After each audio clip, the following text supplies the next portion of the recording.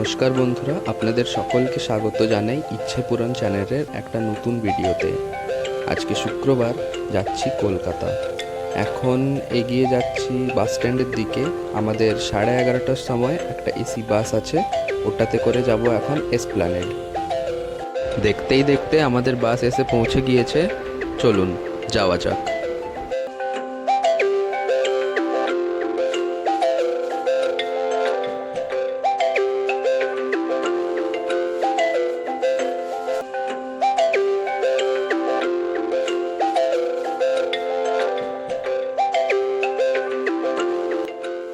বসে পড়েছি সিটে।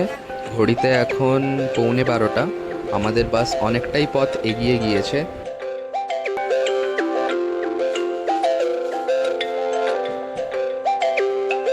প্রায় হাফ রাস্তা আমরা চলে এসেছি। এখন কোলাঘাট ব্রিজের উপর দিয়ে আমরা যাচ্ছি। নিচে রূপনারায়ণ নদী।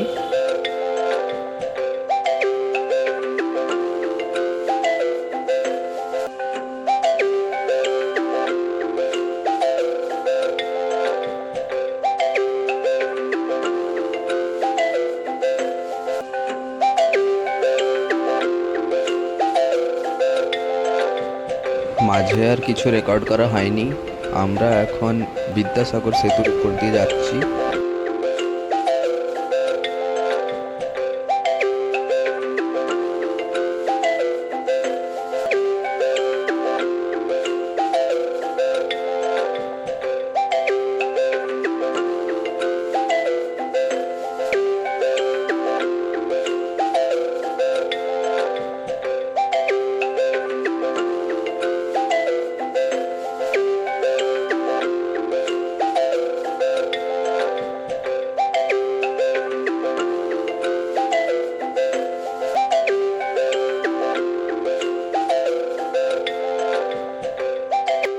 চলে এসেছি মেট্রো স্টেশনে।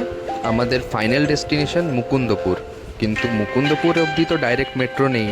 তাই আমরা এখন যাব শহীদ ক্ষুদিরাম দিয়ে। আবার ওই বাসে করে 10 মিনিট মতো যেতে হবে।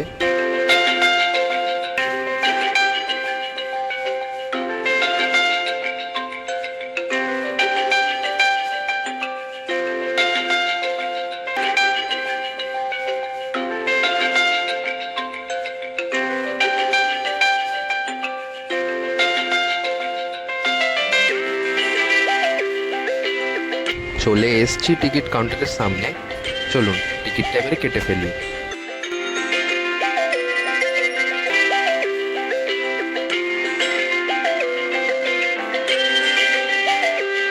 চলুন, টিকিট কাটা হয়ে গিয়েছে। আর ওইদিকে আমাদের মেট্রো প্ল্যাটফর্মে চলে এসেছে। কে জানে কীরকম ভিড় হবে। চলুন ধীরে সুস্থিরে উঠে পড়ি।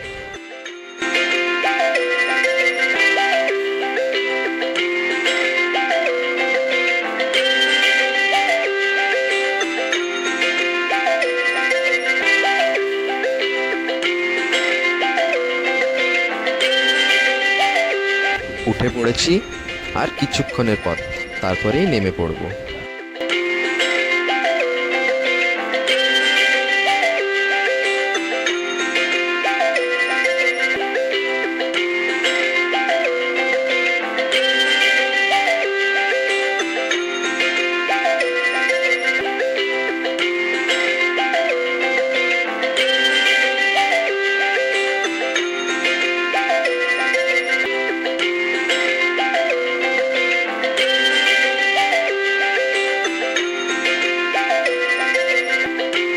নেমে পড়েছি মেট্রো থেকে। আর বাম দিকে যে আপনারা ট্রেনটা দেখছেন, ওটা দক্ষিণেশ্বরের উদ্দেশ্যে রওনা দিয়েছে। চলুন এবারে স্টেশনের বাইরে বেরিয়ে বাসে উঠে পড়ি। শহীদ ক্ষুদিরাম মেট্রো স্টেশনকে ঢালাই ব্রিজও বলা হয়। তার কারণ এই পুরো স্টেশন চত্বরটা একটা ব্রিজের উপরেই বানানো।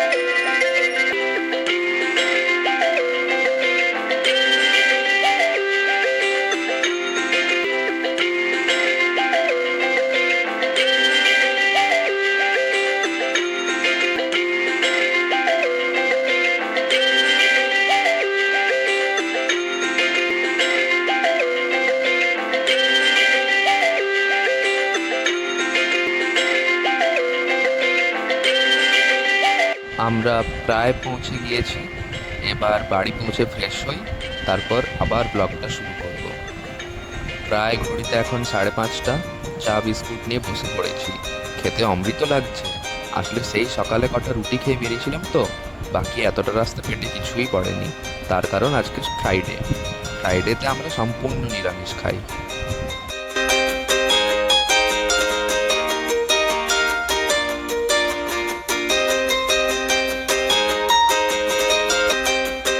আর চা বিস্কুটের সাথে সাথে এখানে ঝালমুড়িও চলে এসছে। আর যেহেতু আপনাদের বললাম যে আজ তো ফ্রাইডে, বাইরের কিছুই খাবো না, তাই মা বাড়ি থেকে ডিনারটাও বানিয়ে নিয়ে চলে এসছে।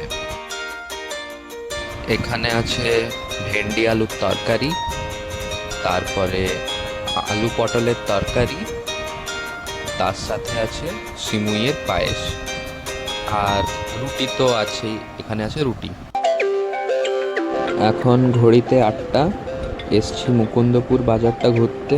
কীরকম কি আমিও দেখব, আপনাদেরকেও সাথে করে নিয়ে ঘুরবো।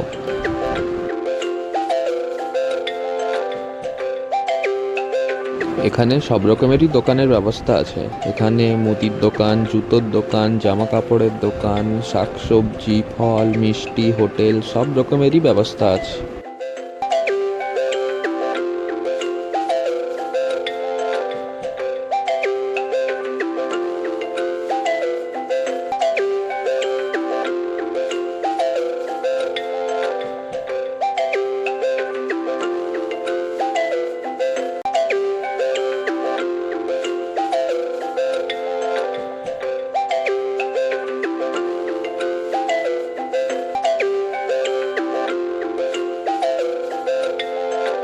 এখানে 2টো দড়ি নিয়েছি, কারণ ঘরে জামা কাপড় মেলার জন্য।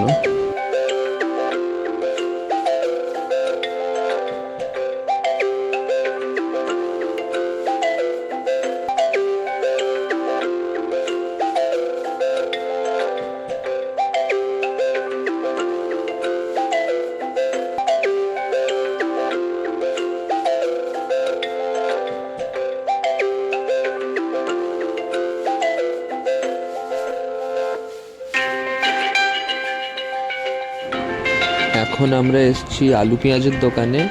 এখানে মা পেঁয়াজ নিচ্ছে।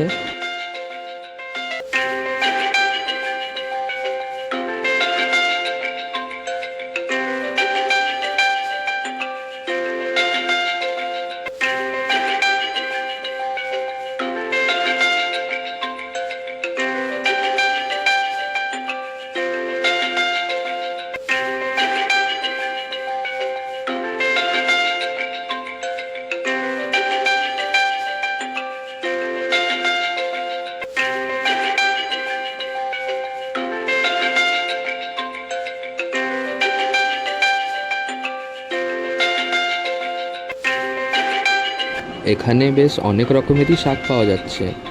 আমরা আজ কলমি শাকটাই নিলাম, পরে আলাদা কিছু নিয়ে যাব।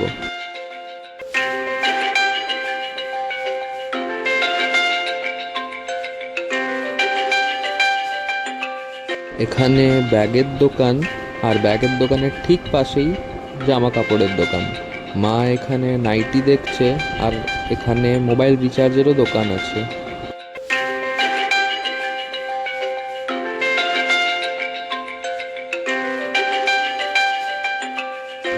চলুন, বাজার করা কমপ্লিট। এবারে যাচ্ছি ফুচকা খেতে। এখানের একটা দোকানে পেঁয়াজ ছাড়া আলুর পুরটা বানায়। চলুন খেয়ে আসি, কীরকম বানিয়েছে পরে বলছি।